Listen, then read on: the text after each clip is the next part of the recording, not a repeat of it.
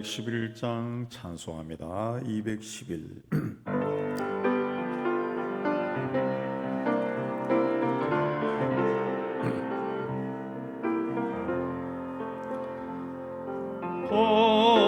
비싼 향유를 주께 드린 달라 마리아 본받아서 향기로운 선제물 주님께 바치니 사랑해 주네 주님께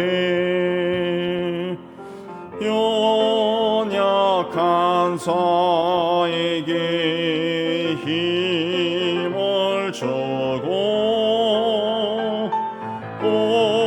어두운 세상에 빛을 비춰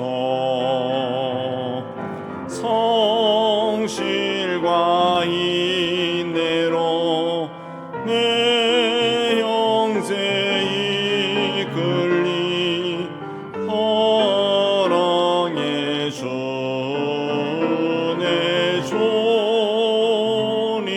주님께 두려운 마음에 소망 주고 슬픔에 쌓인 자 위로하며 길 잃은 자들은 친절히 이끌리 사랑해 주네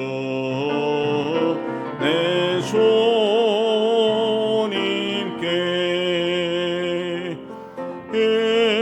인생의 황혼이 깃들어서 이 땅의 수고가 끝날 때에 주님을 섬기라 평안히 가리라 사랑해 주네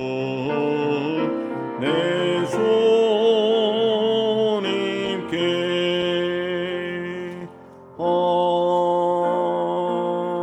아멘. 우리 나의 생명 드리니 213장 합시다.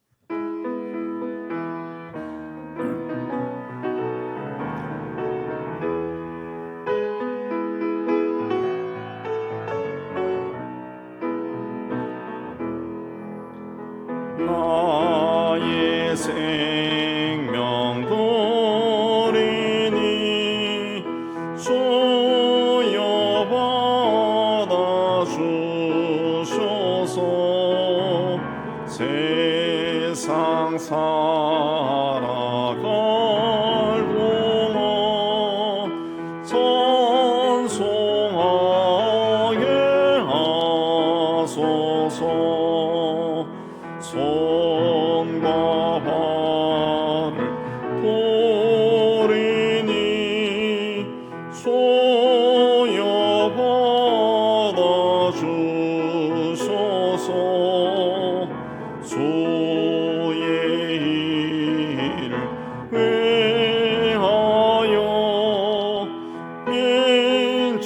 인접하게 하소서 나의 음성 들으니 주여 받아주소서 주의 진리 말씀만 전파하게 하소서 나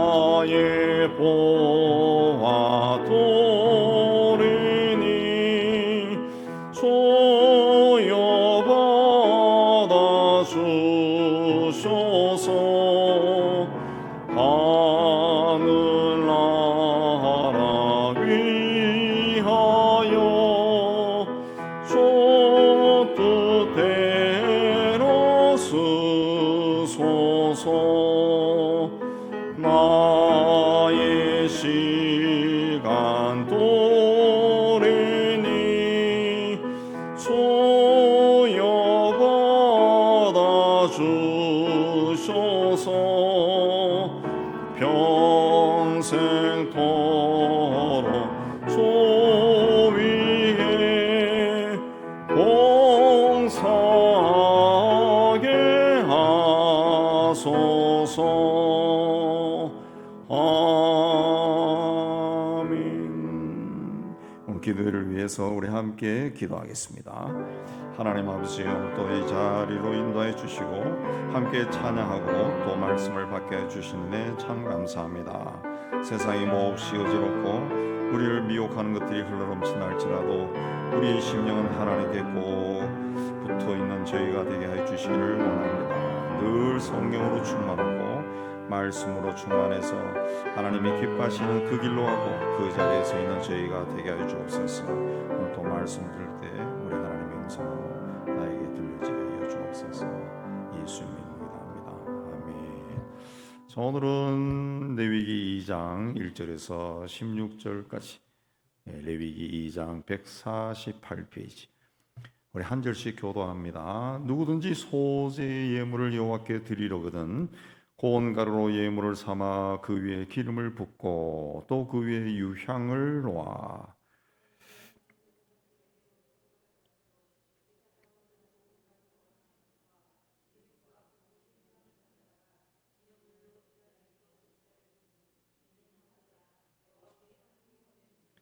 그 소제물에 남은 것은 아론과 그 자손에게 돌릴지니 이는 여호와의 하제물 중에 지극히 거룩한 것이니라.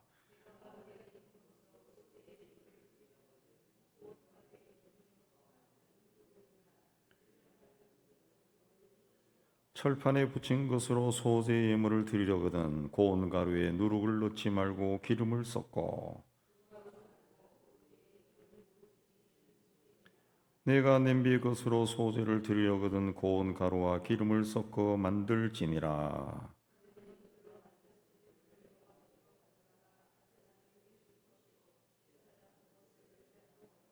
그 소제물 중에서 기념할 것을 가져다가 제단 위에서 불사를 지니 이는 화제라. 여호와께 향기로운 냄새니라.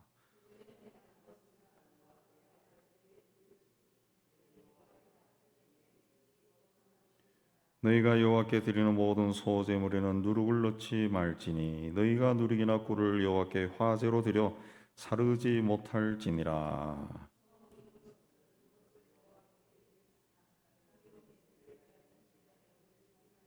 내 모든 소제물에 소금을 치라. 내 하나님의 언약의 소금을 내 소제에 빼지 못할지니 내 모든 예물에 소금을 드릴지니라.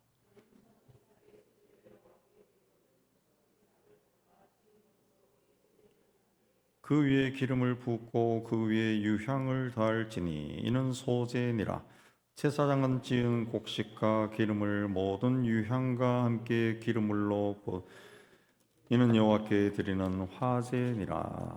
레위기 1장은 번제에 대해 말합니다. 번제는 제물을 온전히 불살라 하나님께 드리는 제사입니다. 근데 2장에 오면은 조금 다른 제사가 나옵니다. 여기는 피가 없습니다. 짐승을 잡지 않습니다. 대신 고운 가루와 기름과 유향이 등장합니다. 이게 소제입니다. 소제는 히브리어로 민하라 그랬는데 민하는 선물, 예물 그런 뜻입니다. 창세기 4장에 가인과 아벨이 하나님께 드린 제물도 히브리어로 민하라 그랬고 야곱이 에서에게 보낸 선물도 민하라고 되어 있습니다. 그래서 소제는 단순히 곡식으로 하나님께 제사 드리는 것이 아니라 하나님께 드리는 감사의 예물, 감사의 선물, 충성의 표시, 내 삶을 봉헌한다 그런 뜻이 있습니다. 번제는 피 흘림을 통해 죄인이 하나님께 나아갈 수 있다라는 것을 보여줍니다. 그러나 소재는 이미 하나님께 나아간 사람이 자기 삶을 하나님께 드리는 겁니다. 번제를 통해 자기 죄가 이미 하나님에 의해서 내 죄가 짐승에게 전가되어서 용서받은 사람이 그 다음에 하나님께 자기 삶을 드리는 것이 이 소제입니다. 소제. 그래서 죄 사함을 받은 백성이 이제 하나님의 품 안에 살면서 자신의 노동과 시간과 물질과 생계와 일상의 모든 것을 하나님께 드리는 것이 소제입니다. 소제. 그래서 소제는 우리에게 매우 중요한 메시지를 주는데, 하나님께 드리는 것은 예배당 안에서 찬송하고 기도하는 것만이 아니라 우리의 일터, 밥상, 또 수고, 가정, 하루하루의 삶이 다 하나님께 드려져야 된다라는 것을 우리에게 가르쳐 줍니다. 자, 오늘 말씀 1절은 누구든지 소제 예물을 여호와께 드려거든 고운 가루로 예물을 삼아 그랬습니다. 여기 중요한 것이 이제 고운 가루입니다. 고운 가루. 고운 가루는 이제 잘 빻고 채로 쳐서 만든 고급 밀가루를 이해합니다. 고대 이스라엘 사회는 농경 사회였습니다. 우리도 저희가 어린 시절 60년대만 해도 농경 사회였어요. 그래서 모든 먹거리를 자체 생산해서 시골에서는 그래 먹고 살았습니다. 마트에 가서 밀가루를 종류별로 좋은 것을 골라오는 시대가 아니라는 거죠.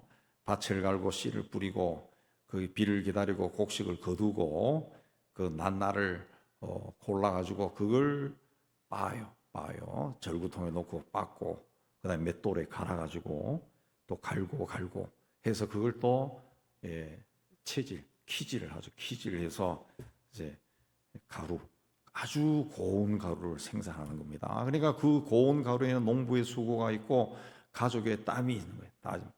그러니까 소제는 단지 곡식 한 줌을 하나님께 바치는 것이 아니라 하나님, 이 모든 수고와 이 결실이 하나님에게서 왔습니다. 내가 이 먹고 사는 것 다 하나님 때문입니다. 하나님의 은혜입니다. 이 고백하는 것이 소제라는 소제. 우리는 보통 하나님께 드린다 그랬을 때는 뭔가 큰 걸 생각합니다. 헌신도 크게 해야 되고 결단도 큰 결단을 하고 내 생명이 왔다 갔다 하고 내 물질이 왔다 갔다 할 정도로 큰 걸 하나님께 드려야 된다. 봉사를 해도 사람들 눈에 확 띄는 봉사를 하고 사명을 받아도 특별한 사명을 받아야 하나님 앞에 쓰이는 것이고 하나님께 드리는 것이다. 그렇게 생각을 많이 합니다. 이건 뭐 우리나라 사람만 아니라 외국인들도 다 그렇게 생각을 많이 해요. 그러나 소제는 우리에게 하나님이 우리의 작은 일상을 받으신다라는 것을 말합니다. 매일 부엌에서 가족을 위해서 음식을 준비하는 손길도 하나님이 받으시고 직장에 나가서 하루를 종일 일하는 그 시간도 하나님이 받으시고 어린 자녀를 돌보는 수고도 하나님이 받으시고 또 몸에 병이 걸려서 병들 몸을 이끌고 또 하루하루 살아가는 것도 하나님이 받으시고 내가 맡은 책임이 이 일이 아무리 작은 것이라 할지라도 성실하게 해내는 것 그것도 하나님이 받으신다. 중요한 것은 무엇을 하느냐 이게 아니라 누구 앞에서 하느냐. 이 소제가 가르치는 것은 그겁니다. 같은 일을 해도 사람에게 보이려고 하면은 굉장히 피곤합니다. 그러나 하나님께 드리는 마음으로 하면은 아무리 작은 일이라도 그 일이 예배가 돼요. 예배가. 그래서 바울은 로마서 12장 1절에 너희 몸을 하나님이 기뻐하시는 거룩한 산 제물로 드려라. 이것이 영적 예배니라 그랬습니다. 이 구약의 이 소제가 고운 가루를 제단에 올리는 제사였다면은 신약 시대의 성도들은 자기의 삶을 자기의 몸을 하나님께 산 제물로 살아있는 그대로 바치는 겁니다. 소제에는 짐승의 피가 안 나옵니다. 그래서 소제는 속죄 제사의 중심이 아닙니다. 죄 사함은 반드시 피를 흘려야 돼요. 그러나 이 죄 사함을 받은 사람도 그 이후에 살아야 되죠. 살아요. 그럼 제사함을 받은 사람이 사는 그 삶을 하나님께 드리는 것이 소제라는 거예요. 소제. 예. 제사함 받 사람들이 자기 삶을 바치는 것이 소제. 그래서 제사함을 받은 사람이 이후 주님 앞에 나가서 주님, 이제부터 내 삶은 내 것이 아니라 주님의 것입니다. 그래서 갈라디아 2장 20절에 사도 바울이 고백했듯이 이제는 내가 사는 것이 아니요 내 안에 그리스도가 사는 것입니다. 고백했듯이 그게 바로 소제라는 거예요. 소제. 자, 소제는 고운 가루만 드리지 않습니다. 고운 가루에 1절에 기름을 붓고 그 위에 유향을 놓아라 그랬습니다. 구약에서 기름은 음식 재료이기도 하고 기쁨과 풍성함의 상징이기도 하고 또 제사장과 왕을 세울 때 붓는 거룩한 구별의 상징이기도 했습니다. 상징이기도 했어요. 그 소제를 드리는 방법이 굉장히 다양합니다. 4절에 보면은 화덕에 구운 것으로 드릴 수도 있고 5절에 보면은 화덕에 구운 것 같으면은 여러분이 뭐 성지순례나 뭐 이런 데 가면 아랍이나 터키 같은 경우에 이 빵을 이렇게 굽잖아요. 저 뭐냐 이 토기 같은 데 붙여 빵 굽죠. 그런 거. 요즘 우리 하면은 피자, 화덕 피자 같은 거. 그다음에 철판에 붙인 것은 우리로 이해하면 전 같은 것이겠죠. 7절에는 뭐 냄비의 것이다. 냄비에 끓인 거. 뭐 이런 것도 드릴 수 있다는 거죠. 근데 반드시 소제를 드릴 때 해야 할 것은 기름을 섞어 만든 누룩이 들어가지 않는 빵, 무교병입니다. 무교병. 그리고 그걸 바칠 때 유향을 놓고 불사르는 것이다. 그렇습니다. 유향. 여기 나오는 유향은 나무에서 얻은 향료인데 태우면은 향기가 난답니다. 향기가 납니다. 우리도 가끔 이렇게 향기 나는 식물들 있죠. 잎사귀에서 향기가 나고 또 나무 껍질에서 향기가 나는 그런 것도 있어요. 그 고대사에서의 유향은 굉장히 귀한 물건이에요. 이 향을 놓고 기름을 섞은 고운 가루에 향을 놓고 불살라라.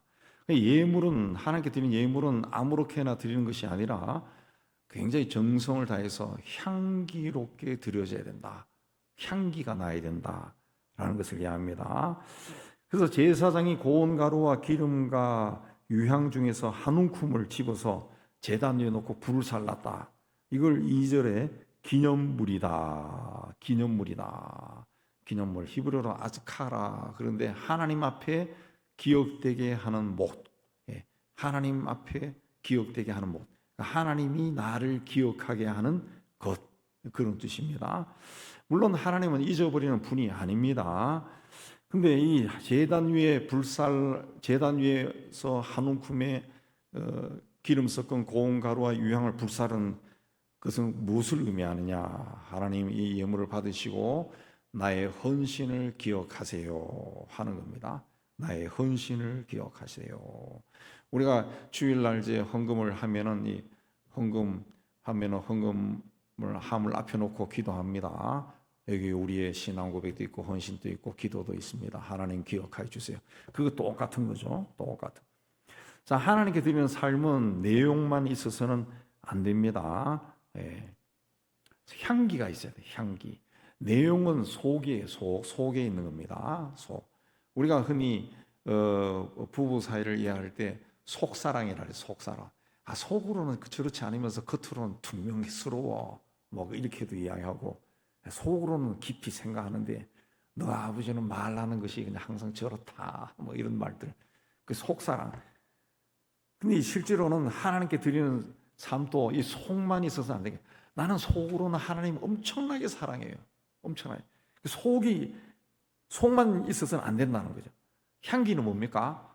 향기는 밖으로 드러나는 거예요. 향기. 우리로 이야기하면은 이제 표현이죠. 표현. 내가 저 사람을 사랑한다면은 표현으로 나가야 돼. 사랑한다 이런 것이 표현으로 나가야 돼. 뭐 꽃을 하나 갖다 준다든가, 아니면 어디서 받은 귀한 것을 이거 쓰세요 가지고 온다든가. 이게 이제 향기라는 거지. 향기. 그럼 그걸 볼 때마다 준 사람이 막 생각이 난다. 향기. 근데 아무리 많은 일을, 좋은 일을 많이 해도 불평하고 원망으로 하면 향기가 없어요. 향기가 없어요. 이 일하는 걸 보면은 이 일은 열심히 하는데 저 양반은 막 겉에 막 불만이 꽉 차 있어. 내가 이런 이 정도 일하는 사람은 아닌데, 나는 이런 군번이 아닌데, 나는 더 훌륭하고 멋진 일을 해야 되는데, 이런 생각을 가지고 있는 사람들이 있다는 거죠. 그러면은 그 사람의 삶은 일은 열심히 하고 고된 삶을 살지만은 향기가 없어요. 향기가 없으면은 하나님이 받지 않는다는 거죠. 받지 않는. 예.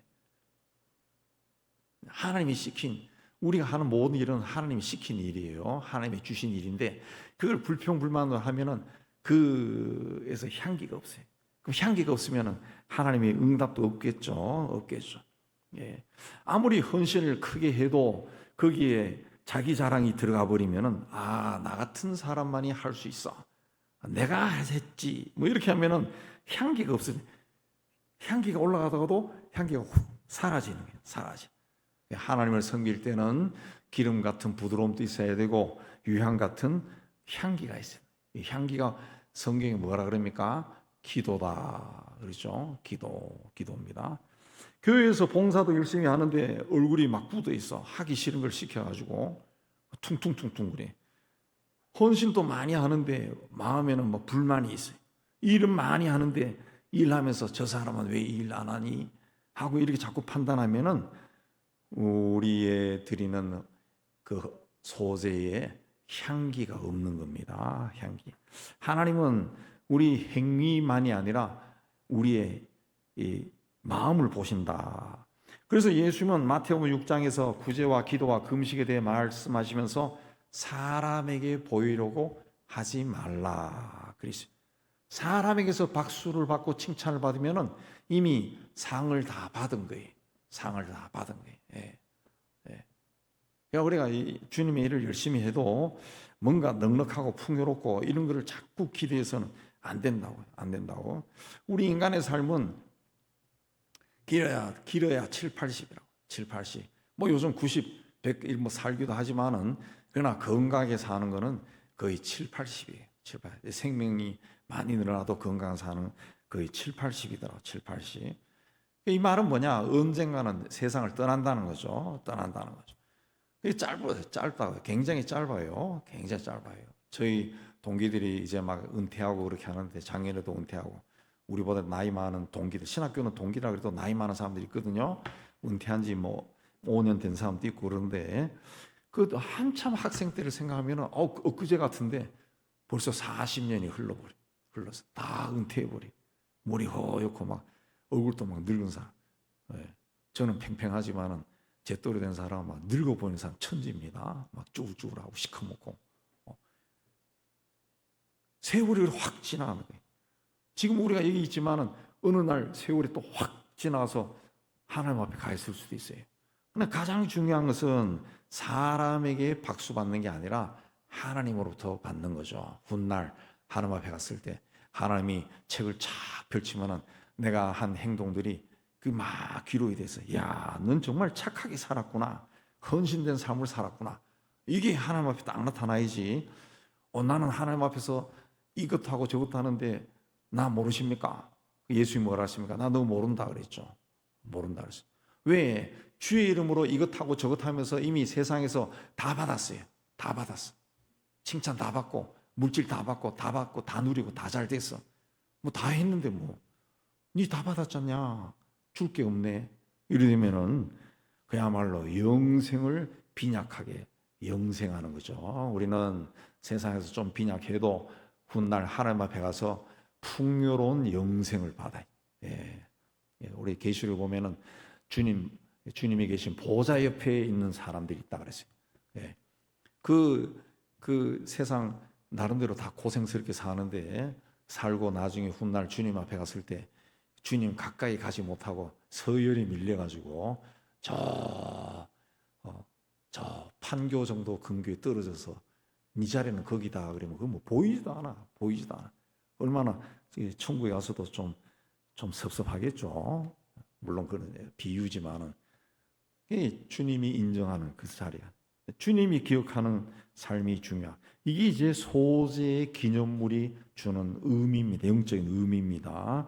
또 하나 중요한 것은 소재의 남은 부분을 제사장에게 드렸다 그랬습니다. 제사장에게 드렸다 그랬습니다. 제사장이 드렸다. 3절에 보면은 그 소재물에 남은 것은 아론과 그 자손에게 돌릴지니 이는 여호와의 화제물 중에 지극히 거룩한 것이다. 제사장에게 돌리는 것을 거룩한 것이다. 그렇습니다. 소재는 이제 하나님께 드리고 그 나머지는 제사장에게 드려라, 돌려라, 제사장에게 줘라. 그런데 그게 거룩한 것이다. 그랬습니다. 하나님께 드린 것을 제사장에게도 드렸다. 나머지를 뭐 하나님께는 다 드렸겠죠. 그래 나머지를 좀 드렸다. 이걸 하나님이 하나님의 종을 아주 귀하게 여긴다는 것을 이야기하는 겁니다. 그럼 제사장은 그걸 가지고 뭐 다른 제사도 쭉 나오지만은 뭘 했습니까? 그걸로 생계를 유지한 겁니다. 생계를 유지한. 하나님께 바쳐지고 다 불살라고 나머지 그걸 가지고 생계를 유지한 거죠. 생계를 유지한. 그렇게 그 일이 계속되니까 이게 하나님께 드리는 예배가 유지가 되는 거죠. 예배가 되는 겁니다. 근데 사사시대로 내려오고 막 나라가 혼란에 찌면서 이스라엘 백성들이 우상을 섬기고 하면서 무슨 일을 합니까? 이스라엘 백성들이 하나님 앞에 나와 예배를 드리지 않아요. 제사를 드리지 않아요. 어떤 일이 일어나요? 제사장들이 생계를 유지할 수 없어. 그래 다 흩어져 그래. 다 흩어져. 그러니까 제사가 또 더더욱이나 회복이 안 되는. 그래서 사람들이 사사시대 뒤지면 자기가 생각하는 대로 생각에 옳은 대로 행하였더라 그랬죠. 자기 생각에 옳은 대로. 인간 인본주의가 거기서 나오는 겁니다. 인본주의가 거기서 나오는 거예요. 네. 이제 앞으로도 이제 기독교에 대한 전망을 보는 그 미래학자나 우리 신학자나 볼 때도 앞으로 교회가 점점 쇠락해질 것이다 그랬습니다. 아모스에서 이야기했던 말씀을 찾아 헤매는 시대가 될 거다 그랬습니다. 말씀을 찾아 헤매는. 왜? 교회가 점점 축소되니까 벌써 뭐 우리 동네에도 많이 나타나지만 그 목회자들이 생계 유지가 안 돼. 교인이 없으니까 생계 유지가. 그리고 임대료 제가 이 동네도 들어보면 임대료가 너무너무 비싸져 가지고 한 100여 명 모이는 교회도 막 임대료 내느라고 그러니까 한 10명 모이는 교회가 오히려 편해요. 10명 모이는 교회는 작은 거 공연해서 사면 되는데 한 100여 명 모이니까 이게 아이들 공간 뭐 공간 하니까 공간이 많아지니까 임대료가 한 달에 500만 원, 800만 원씩 나간다. 저축이 도저히 안 된다는. 그래서 막 그 또 교회에게는 또 공간을 안 빌려주려고 그래서 막 그 헤매는 그런 교회들이 많더라. 이 송파구 내에서도. 그렇다고 멀리 뭐 남양주로 이사도 못 가요. 가면 뭐 교인들이 따라갑니까? 몇 년 전에 여기 있던 한 100여 명 모이던 교회도 남양주로 그 여기 있던 거 작은 거 팔고 가서 건물 다 사가지고 막 만족했는데 교회는 반이 떨어져 버렸어.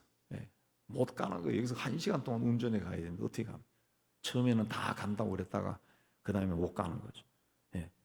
그러니까 이제 점점 이제 그런 현상이 점점 나타나요. 그럼 큰 교회는 뭐 잘 될까? 똑같아집니다. 똑같아지. 사람이 많이 모이면은 돌봄을 받지 못합니다. 받지 못해. 그네가 익명의 크리스찬이 되기 쉽죠. 많은 사람 속에 내가 되는 거죠. 내가 되는 거죠. 하늘에 계신 우리 아버지여 하고 기도할 때 전 꼭 그 기도하는데 여러분도 기도해 보시면은 하늘에 계신 아버지, 하나님의 천지 만물 지으신 분, 나는 피조물, 하나님은 창조주, 나는 피조물. 그럼 피조물이 몇 명입니까? 사람이 80억이에요. 80억. 80억 중에 하나, 나는 하나. 그 중에 하나구나. 또 피조물이 동물도 있고 식물도 있고 엄청나게 많고 나도 그 중에 하나 피조물. 그렇게 하늘에 계신 우리 아버지하고 창조주 피조물로서의 나를 생각하면은 그냥 가만히 있어도 그냥 겸손해집니다. 아, 나 아무것도 아니구나. 아무것도 아니구나. 아무것도 아니고 그저 하나님이 나를 구원해 주시고 자녀로 삼아 주신 것 아버지라고 부르게 해주신 것 자체가 이거 엄청난 축복이고 은혜구나. 그걸 깨닫게 되죠. 깨닫게. 예. 자, 레위기 2장에 그 소제를 드릴 때 또 명령이 또 나오는데 11절에 보면은 여호와께 드리는 모든 소제물에 누룩을 넣지 말지니 너희가 누룩이나 꿀을 여호와께 화제로 드려 사르지 못할지니라. 뭐 말씀드린 것처럼 화제로 하는 것은 어떤 제사의 종류가 아니라 그 불에 태우는 것을 이제 화제라고 번역했어요. 번역했어요. 소재에 누룩과 꿀을 넣지 말라. 누룩은 이게 요즘으로 하면 이스트죠. 이스트 밀가루를 부풀어 오르게 하는 겁니다. 밀가루를 부풀어 올라야 이 빵을 만들어도 맛이 있죠. 근데 제단에 태워드리는 제물에는 누룩을 넣지 말라. 누룩은 한편으로는 밀가루를 부풀어 오르게 하는 기능도 있지만은 이게 오래되면 썩어요. 썩어. 부패, 변질을 상징합니다. 누룩.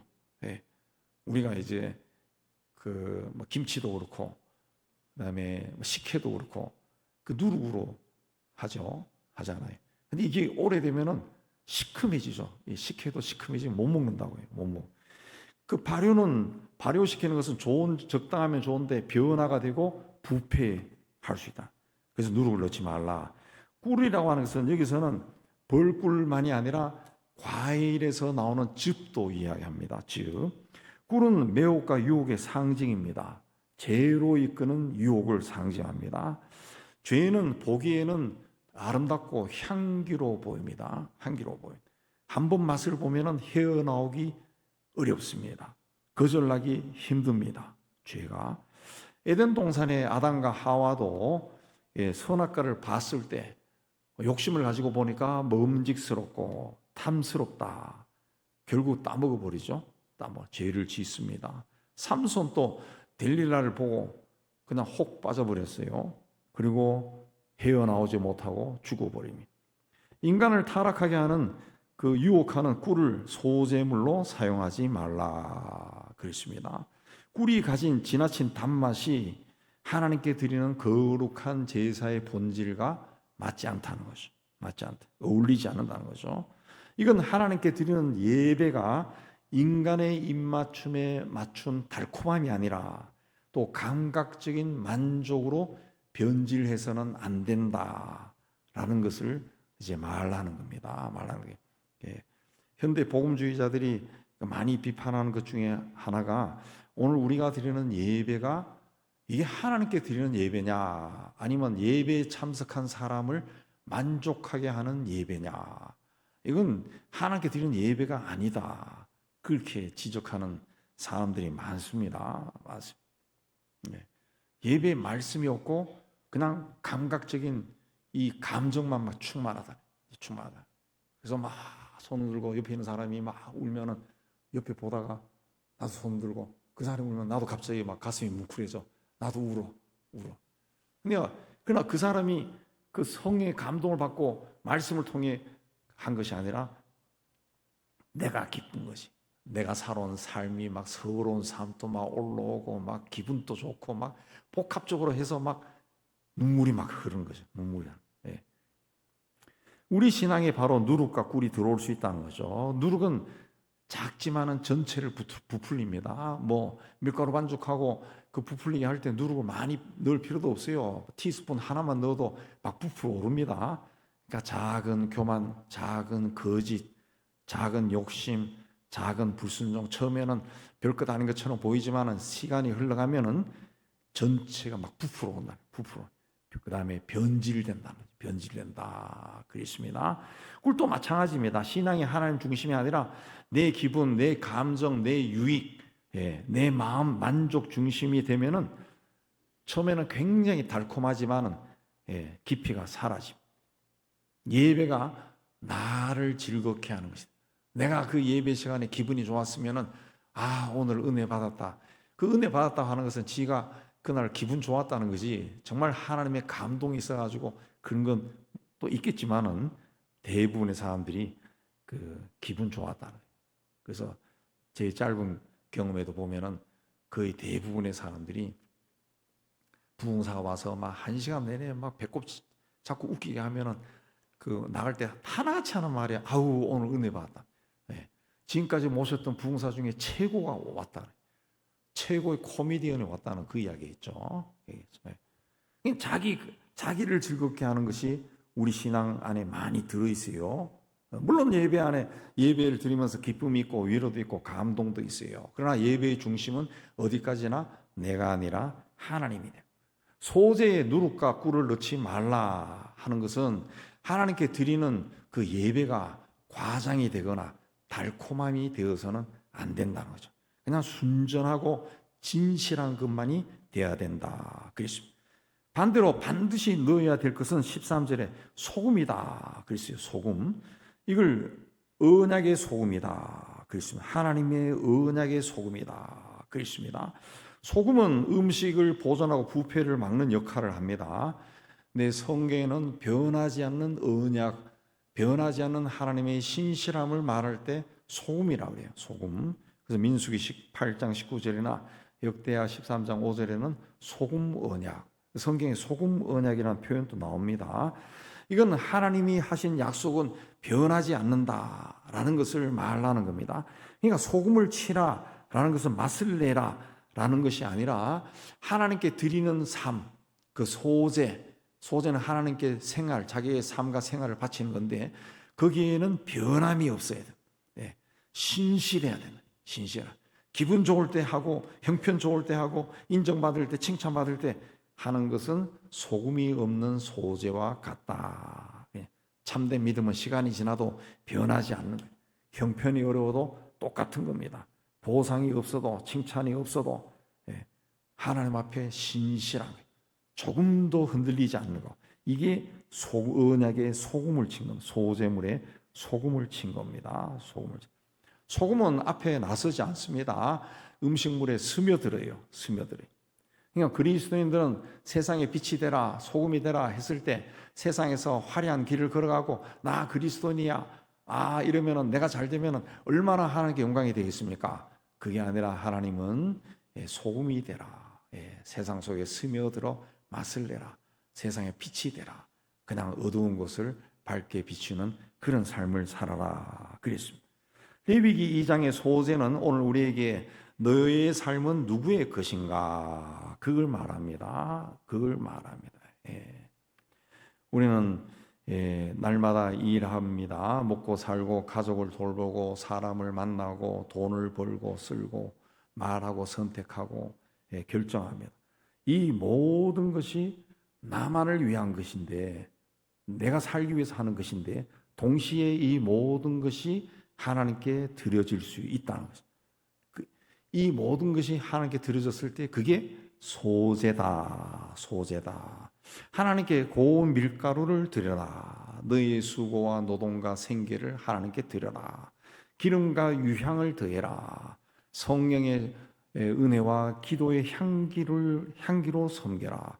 누룩과 꿀을 버려라. 교만함과 변질된 욕심을 버려라. 그리고 언약의 소금을 쳐라. 변하지 않는 믿음과 신실함으로 하나님 앞에 서라. 그랬습니다. 이 모든 소재가 주는 의미는 예수 안에서 다 완성이 됩니다. 예수님의 삶은 누룩 같은 죄가 없습니다. 꿀 같은 유혹에 넘어간 적도 없습니다. 아버지 뜻에 끝까지 순종하고 자기 몸을 온전히 드렸어요. 이분의 은혜로 우리가 이제 하나님 앞에 나갑니다.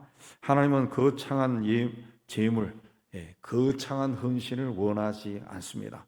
우리의 하루, 정직한 마음, 작은 섬김, 변하지 않는 신실함, 이 하루를 바치기를 원합니다. 이 하루를 하나님이 동행하고 싶다는 거죠. 그래서 오늘 우리 작은 삶이 하나님 앞에 고운 가루처럼 드려지고 기름처럼 부드럽고 유향처럼 향기롭고 소금처럼 신실한 소재가 되기를 주님의 이름으로 축복합니다. 아멘. 우리 216장 찬송합니다.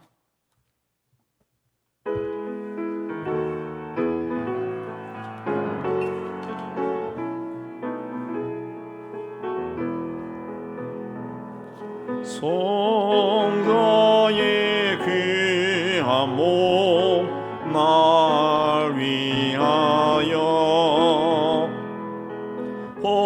버리신 그 사랑 고마워라. 내 머리 속여서 주님께 비는 말 너무 주님께 바치리까.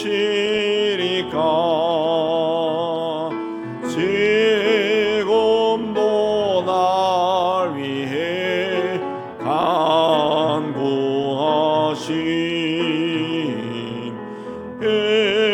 옅은 믿음이 하옵나니. 주님의 참사랑 고맙고 놀라워 찬송과 기도를 쉬지 않네. 주님의 십자가 나도 지고 진실한 믿음과 마음으로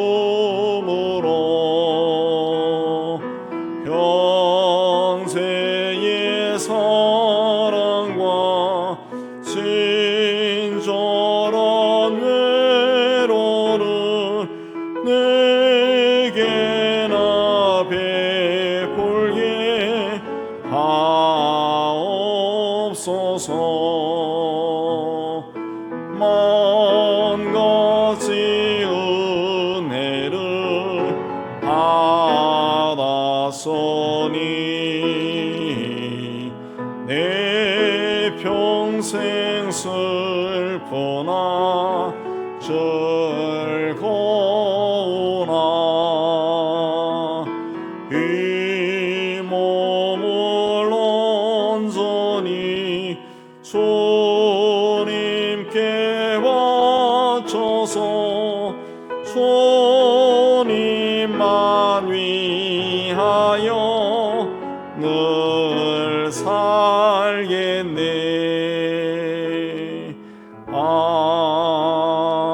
아멘. 우리 주님 부르고 기도합시다. 주여 주여 주여. 하나님 아버지, 오늘도 하나님 앞에 놓아서 하나님 찬송하고 말씀 받고 기도하게 해주신 데 참 감사합니다. 이 자리에 주의 성령께서 함께 임재해 계심을 저희가 믿습니다.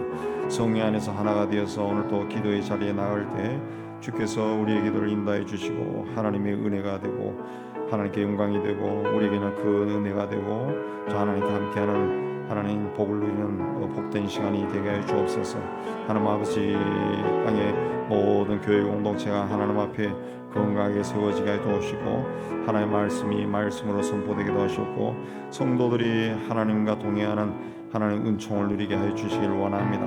살면서 여러 가지 일들을 만나도 두려워하거나 놀라지 아니하고 우리와 함께 하시는 주님의 손이 나를 붙들고 있다는 것을 바라보고 깨닫고 감사하며 하나님 앞에 서어지는 저희가 다 되도록 주님 은혜 다하여 주시옵소서.